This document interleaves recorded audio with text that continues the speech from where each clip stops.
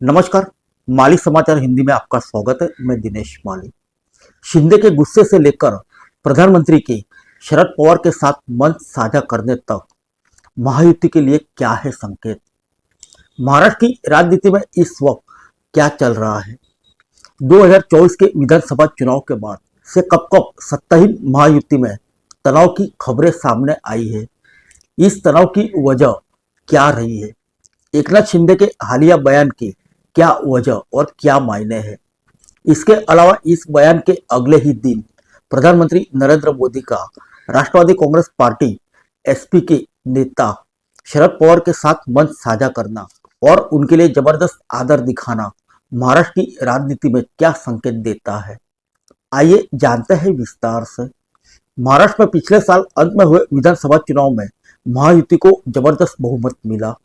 यह बहुमत कितना मजबूत था, इसका अंदाजा इसी बात से लगाया जा सकता है कि महाराष्ट्र की विधानसभा की 288 सीटों में से 235 पर महायुति की 3 पार्टियां काबिज हुई, यानी करीब 81% वोट भारतीय जनता पार्टी के नेतृत्व वाले इस गठबंधन के खाते में गए हैं। ऐसे में चुनाव नतीजों के बाद माना जा रहा था कि महायुति की सरकार में आपसी तनाव की स्थिति कम देखने को मिलेगी और विपक्ष की जबरदस्त कमजोरी की वजह से पूरे 5 साल तक शासन करने में आसानी होगी। हालांकि नतीजों के ठीक बाद पहले मुख्यमंत्री पद को लेकर शिवसेना और भारतीय जनता पार्टी के बीच खटापट की खबरें सामने आई और अब अलग अलग मुद्दों को लेकर सियासी बयानबाजी ने महायुति की दरार की अटकलों को हवा दी है। खासकर उप मुख्यमंत्री एकनाथ शिंदे की ओर से दिया गया हालिया बयान, जिसमें उन्होंने बिना किसी का नाम लिए कहा कि मुझे हल्के में न ले। 2022 में जब मुझे हल्के में लिया गया तब मैंने सरकार बदल दी थी। ऐसे में अब यह जानना अहम है कि महाराष्ट्र की राजनीति में इस वक्त क्या चल रहा है। 2024 के विधानसभा चुनाव के बाद से ही कब कब सत्ताहीन महायुति में तनाव की खबरें सामने आई है। इस तनाव की वजह क्या रही, एकनाथ शिंदे के हालिया बयान की क्या वजह और क्या मायने हैं। इसके अलावा इस बयान के अगले ही दिन प्रधानमंत्री नरेंद्र मोदी का राष्ट्रवादी कांग्रेस पार्टी के नेता शरद पवार के साथ मंच साझा करना और उनके लिए जबरदस्त आदर दिखाना महाराष्ट्र की राजनीति में क्या संकेत देता है। आइए जानते हैं महायुति में किन किन बातों पर है तनाव। नंबर 1, मुख्यमंत्री पद को लेकर खींचतान। महाराष्ट्र में चुनाव के बाद महायुति में सबसे बड़ा मुद्दा मुख्यमंत्री पद को लेकर रहा। राजनीतिक विश्लेषक मानते हैं कि महाराष्ट्र की विधानसभा में जब चुनाव हुआ तो महायुति ने किसी को भी मुख्यमंत्री घोषित नहीं किया था। ऐसे में एकनाथ शिंदे को लग रहा था कि महायुति चुनाव जीतने के बाद उन्हें ही मुख्यमंत्री बनाएगी। हालांकि जिस तरह चुनाव में भारतीय जनता पार्टी की 132 सीटें आ गई और अजित पवार की पार्टी ने भी बेहतरीन प्रदर्शन किया, इन स्थितियों के बीच भारतीय जनता पार्टी और शिवसेना में कुछ तनाव देखने मिला। एकनाथ शिंदे इस दौरान अपने गांव चले गए थे। खुलकर तो दोनों पार्टियों ने सीएम पद को लेकर एक दूसरे के खिलाफ बयान नहीं दिए, लेकिन उनका डिप्टी सीएम बनने के लिए साफ संकेत न देने और लंबे समय तक शपथ ग्रहण के लिए मुंबई न लौटने से यह साफ था कि महायुति में सब कुछ ठीक नहीं है। राजनीतिक विश्लेषक के मुताबिक जब भाजपा ने देवेंद्र फडणवीस को मुख्यमंत्री बना दिया तब एकनाथ शिंदे इसके बाद चाहते थे कि गृह मंत्रालय उनके पार्टी को दिया जाए, लेकिन भाजपा ने गृह मंत्रालय भी उन्हें नहीं दिया। उनके लिए अच्छे मंत्री जैसे दीपक केसकर को भी भाजपा ने मंत्री पद देने से इनकार कर दिया। ऐसे में एकनाथ शिंदे को लग सकता है कि उन्हें महायुति में अलग थलग किया जा रहा है, क्योंकि अजित पवार के पास इतनी सीटें आ गई थी जितनी राज्य में भाजपा की सरकार बनाने के लिए काफी थी।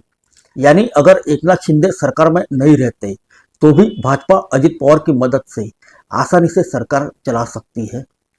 नंबर 2, जिलों के प्रभारी मंत्रियों की नियुक्ति पर मतभेद। भारतीय जनता पार्टी और शिवसेना के बीच जिलों के प्रभावी मंत्रियों की नियुक्ति को लेकर संघर्ष देखने को मिलता है। शिंदे गुट सत्ता के बंटवारे से असंतुष्ट नजर आता है। महाराष्ट्र में कैबिनेट मंत्री की तरह ही जिलों के प्रभारी मंत्री के पद को लेकर प्रतियोगिता रहती है। पिछले महीने ही महाराष्ट्र के मुख्यमंत्री देवेंद्र फडणवीस ने राज्य के 36 जिलों के प्रभारी मंत्रियों की घोषणा कर दी। इस बात पर विवाद मुख्यतः दो जिलों में रायगढ़ और नासिक में नियुक्ति पर केंद्रित रहा। दरअसल महाराष्ट्र सरकार ने राष्ट्रवादी कांग्रेस पार्टी की अदिति तटकरे को रायगढ़ और भाजपा के गिरीश महाजन को नासिक जिले का प्रभारी मंत्री नियुक्त किया। हालांकि करीब एक दिन बाद ही सरकार ने इन फैसले को वापस ले लिया। तब सामने आया था कि डिप्टी सीएम एकनाथ शिंदे इन नियुक्तियों से नाराज है, जो कि अपनी पार्टी के मंत्री भरत गोगावले और दादाजी भूसे को इन जिले के प्रभारी मंत्री के तौर पर चाहते हैं। बताया जाता है कि प्रभारी मंत्रियों की लिस्ट जाने के ठीक बाद एकनाथ शिंदे सातारा में अपने पैतृक गांव चले गए। बताया जाता है कि एकनाथ शिंदे इस नाराजगी को खत्म करने के लिए ही फडणवीस ने बाद में रायगढ़ और नासिक की नियुक्तियों को टाल दिया। नंबर 3, शिवसेना नेताओं की सुरक्षा घटाने पर विवाद। मुख्यमंत्री फडणवीस ने बीते हफ्ते ही 20 से अधिक शिवसेना नेताओं की सुरक्षा में बदलाव किया है। उनकी सुरक्षा को Y+ श्रेणी से घटा दिया है। वहीं कुछ और शिवसेना नेताओं की सुरक्षा वापस ले ली गई।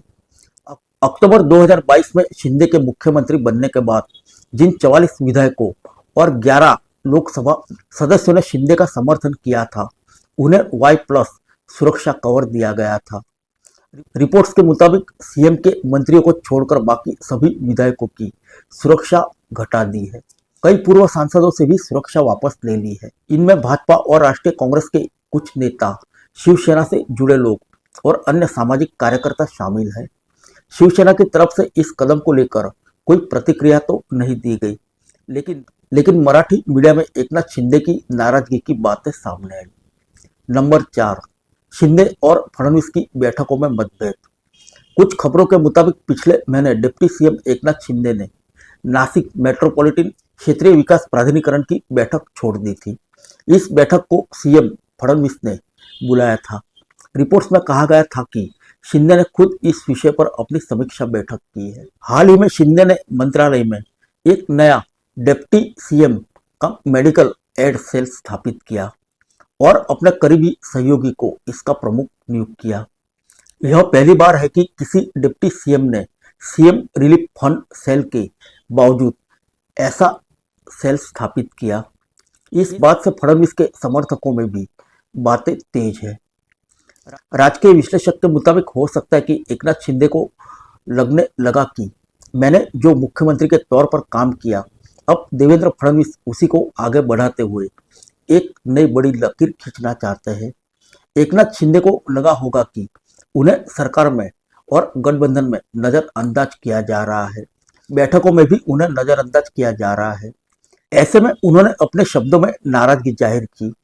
उन्हें पता है कि महाराष्ट्र में नगर निगम चुनाव आ रहे हैं। इनमें बीएमसी और पीएमसी के अहम चुनाव भी शामिल है। शिंदे गठबंधन में अपनी भूमिका चाहते हैं। यह स्थानीय स्तर की राजनीति है, जहां उन्होंने यह संदेश देने की कोशिश की है कि उन्हें ज्यादा नजरअंदाज न किया जाए और जो भूमिका उनकी रही वह महाराष्ट्र की राजनीति और महायुति में वह भूमिका बनी रहनी चाहिए। नंबर 5, विवादित नियुक्तियां और बदलाव। फडणवीस को एक महत्वपूर्ण पद पर नामित किया गया था, लेकिन शिंदे को महाराष्ट्र आपदा प्रबंधन प्राधिकरण से बाहर रखा गया। इसके बाद नियमों में बदलाव किया गया ताकि शिंदे को इनमें शामिल किया जा सके। इसी तरह एमएसआरटीसी के अध्यक्ष एक नौकरशाह को नियुक्त किया गया, जबकि पहले परिवहन मंत्री इस पद पर रहते थे, जो कि मौजूदा समय में शिवसेना नेता प्रताप सरनाईक के पास है। तो आइए जानते हैं क्या महाराष्ट्र में महायुति में हो सकती है टूट। राजकीय विश्लेषक का कहना है कि फिलहाल महाराष्ट्र में एकनाथ शिंदे और भाजपा के अलग होने की संभावना नहीं है। एकनाथ शिंदे के पास कोई दूसरा विकल्प भी नहीं है। उन्हें पता है कि अगर उनकी महायुति गठबंधन से बाहर हो तो उनके विधायक भी उनका साथ छोड़ने की स्थिति में आ जाएंगे, क्योंकि वह सत्ता में है, इसलिए वे मंत्री बने हुए हैं। एकनाथ शिंदे शिवसेना विधायकों को पता है कि मौजूदा समय में उन्हें सत्ता का समर्थन हासिल करना है, इसलिए वे सब साथ बने हुए हैं। एकनाथ शिंदे यह बात समझते हैं। आइए जानते हैं शरद पवार के साथ प्रधानमंत्री मोदी का मेलजोल क्या दर्शाता है। शरद पवार के साथ प्रधानमंत्री मोदी के मत साझा करने और उनके प्रति आदर दिखाने के घटनाक्रम पर राजनीतिक विश्लेषक का कहना है कि यह कोई राजनीतिक इशारा नहीं लगता। दरअसल प्रधानमंत्री मोदी का विपक्ष के नेताओं के साथ एक अच्छा रिश्ता दिखता रहा है। सिर्फ शरद पवार ही नहीं, समाजवादी पार्टी के मुलायम सिंह यादव के प्रति भी वह इसी तरह का सम्मान प्रदर्शित करते हैं। HD देवेगौड़ा के प्रति भी वह आदर प्रकट करते हैं। कांग्रेस के कई वरिष्ठ नेता, जिनमें गुलाम नबी आजाद भी शामिल रहे हैं, जब उनका राज्यसभा का कार्यकाल खत्म हो रहा था तब प्रधानमंत्री मोदी ने उनके प्रति सम्मान दर्शाया था।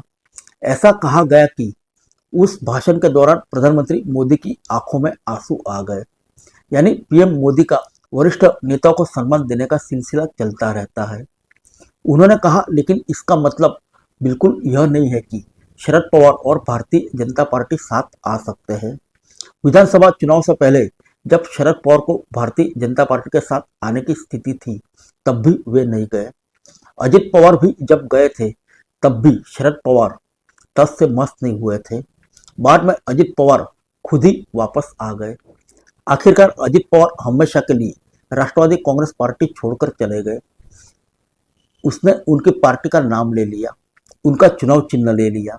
आज अजित पवार के पास विधायक भी ज्यादा है, लेकिन शरद पवार अभी भी अलग है।